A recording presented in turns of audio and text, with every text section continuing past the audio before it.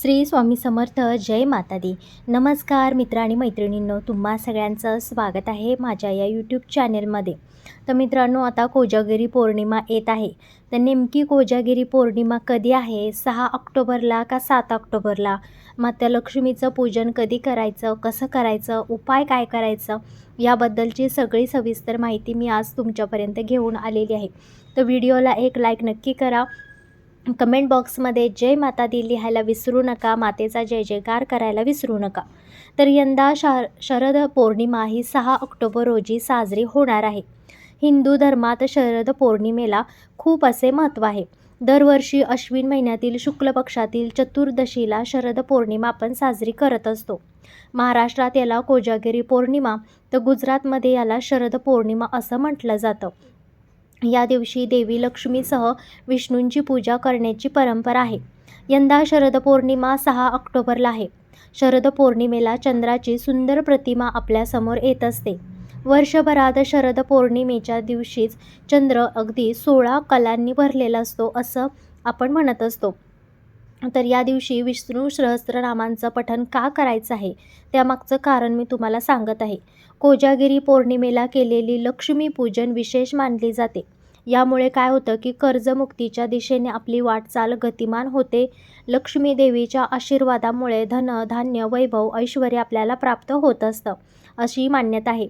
या दिवशी श्रीसूक्तम, कनकधारा स्तोत्र आणि विष्णू सहस्त्रनामांचं जो कोणी पठण करेल त्याच्यावरती माता लक्ष्मीची कृपा होत असते. त्याच्या जीवनामध्ये माता जी आहे ती अगदी भरभरून असं सुख, धनधान्य, वैभव सगळं काही टाकत असते. तर मित्रांनो, तुम्हालासुद्धा कोजागिरी पौर्णिमेला या यंदाच्या कोजागिरी पौर्णिमेला तुम्हालासुद्धा माता लक्ष्मीची ही अगदी भक्तिभावाने पूजा करायची आहे.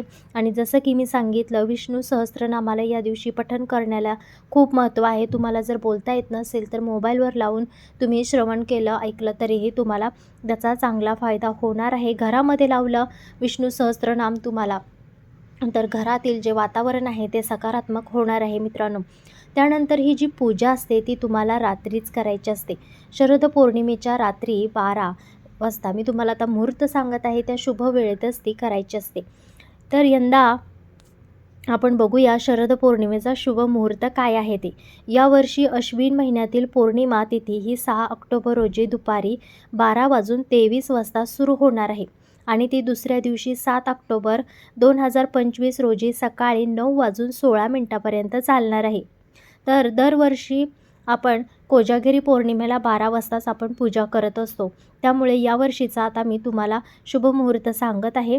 शरद पौर्णिमा ही 6 ऑक्टोबर रोजी आता साजरी करण्यात येणार आहे. शरद पौर्णिमा, त्याला कोजागिरी पौर्णिमा आपण म्हणत असतो. तर शरद पौर्णिमेचा शुभ मुहूर्त आहे 6 ऑक्टोबर रोजी रात्री 11:45 म्हणजे 11:45ला तुम्हाला पूजा करायला घ्यायची आहे. ते आता 12 नंतर दुसरा दिवस उजाडणार, त्यामुळे 7 ऑक्टोबर रोजी रात्री 12:30 हा मुहूर्त असणार आहे. म्हणजे 11:45 वाजल्यापासून ते 12:30 तुम्हाला ही पूजा करायची आहे. यामुळे कोजागिरी पूजेसाठी 49 मिनिटांचा जो कालावधी आहे तो तुम्हाला मिळणार आहे. तर 6 ऑक्टोबर 2025 रोजी चंद्रोदय हे सायंकाळी 5:27 येणार आहे मित्रांनो. त्यामुळे 6 तारखेला तुम्हाला 11:45 वाजता ते 12:30 यापर्यंत तुम्हाला रात्री पूजा करायची आहे. या कालावधीमध्ये पौर्णिमेच्या रात्री माता लक्ष्मी आणि भगवान विष्णू स्वयं पृथ्वी तलावरती येत असतात. आणि ज्या पण घरामध्ये रात्री 12च्या टायमिंगला पूजापाठ चालू असतो किंवा माता लक्ष्मीची आराधना चालू असते, त्या घरामध्ये माता लक्ष्मी ही आगमन करत असते. त्या घरामध्ये माता लक्ष्मीचा वास हा होत असतो. त्यामुळे मित्रांनो, तुमच्याकडे खरंच खूप दरिद्रता आहे, घरामध्ये पैसा टिकत नाही, अगदी तुमचं जीवन हताश झालेलं आहे, तर तुम्हाला यंदाची ही कोजागिरी पौर्णिमेला एकदा का होईना माता लक्ष्मीसाठी हा उपाय तुम्हाला जरूर करायचा आहे. माता लक्ष्मीला प्रसन्न करण्यासाठी तुमच्या घराचं अगदी वैभव तुम्हाला जर करायचं असेल तर या कोजागिरी पौर्णिमेला तुम्हाला लक्ष्मीपूजन हे करायचं आहे. तर प्राचीन मान्यतेनुसार शरद पौर्णिमेच्या दिवशी खीर आणि मसाला दूध बनवलं जातं. शरद पौर्णिमेच्या दिवशी दूध, तांदूळ, साखर, मखना इत्यादी पदार्थांची खीर बनवून किंवा मसाला दूध बनवून ते चंद्राच्या चंद्रप्रकाशात ठेवलं जातं. काही लोक जे आहे ते अर्धा तास 1 तास ठेवत असतात. काही लोक रात्रभर चंद्राच्या प्रकाशात ते खीर ठेवतात आणि दुसऱ्या दिवशी सकाळी ते औषध म्हणून पीत असतात. तर हे अगदी गुणधर्म जो आहे, औषधी गुणधर्म, तो त्यातून आपल्याला प्राप्त होत असतो आणि ही खीर खाल्ल्याने रोगप्रतिकारशक्ती जी आहे ती वाढत असते. लोक जर निरोगी असतील ना, तर माणसाचं जीवन हे अगदीच चांगलं चालू असतं. त्यामुळेच निरोगी राहण्याची ताकद या चंद्रप्रकाशातून आपण खाल्लेल्या खिरीतून आपल्याला मिळत असते. विशेषतः मासिक आजारामध्ये चंद्र हा मनाचा कारक असल्यामुळे अनेक रोगांपासून मुक्ती मिळत असते, अशी मान्यता आहे मित्रांनो. त्यामुळे चंद्राच्या 16 कला काय आहेत ते आता पुढे मी सांगत आहे. चंद्राच्या 16 कला म्हणजे 16 गुण असलेला आपण असं मानत असतो. प्रत्येक गुण हा एका कलेशी निगडीत असतो, अशी हिंदू धर्मात श्रद्धा आहे. तर सर्व लोक 16 कला एका आदर्श व्यक्तिमत्व जे असतं ते असतं. भगवान श्रीकृष्ण हे 16 कला असलेले एक आदर्श व्यक्तिमत्व मानले जातात. श्रीकृष्ण हे भगवान विष्णूंचाच पूर्ण अवतार मानले गेलेले आहेत. या कारणास्तव कोजागिरी पौर्णिमेच्या चंद्रदेवांची आपण पूजा करत असतो. ते खूप महत्त्वाचं असतं या दिवशी. तर वैज्ञानिक दृष्टिकोन आपल्याला काय सांगतो? कला म्हणजे प्रकाशाच्या त्या अवस्था असतात ज्या चंद्र पृथ्वीवर वेगवेगळ्या आकाराने दिसत असतो. अमावास्येपासून पौर्णिमेपर्यंत चंद्राचा प्रतिमा आहे त्या हळूहळू वाढत जातात आणि एक वेगवेगळ्या प्रकारच्या कला आहेत, म्हणजे आकृत्या आहेत, त्या तयार होत जातात. त्यालाच आपण बोलत असतो 16 प्रकारच्या कला. तर मित्रांनो, ही चंद्र पौर्णिमा जी आहे, शरद पौर्णिमा, ती खूप महत्त्वाची असते पौर्णिमा आणि या दिवशी आपण आपलं अगदी आयुष्य बदलू शकतो, एवढी ही पौर्णिमा विशेष आणि खास असते.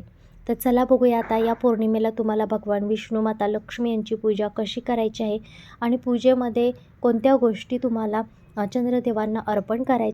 तर या दिवशी केलेले काही खास उपाय जे की माता लक्ष्मीला प्रसन्न करणारे आहेत, ते तुम्हाला जास्त दुपटी-तिपटीने त्याचा लाभ होणार आहे मित्रांनो. तर उपाय पहिला आहे की चंद्राला अर्घ्य द्यायचं आहे.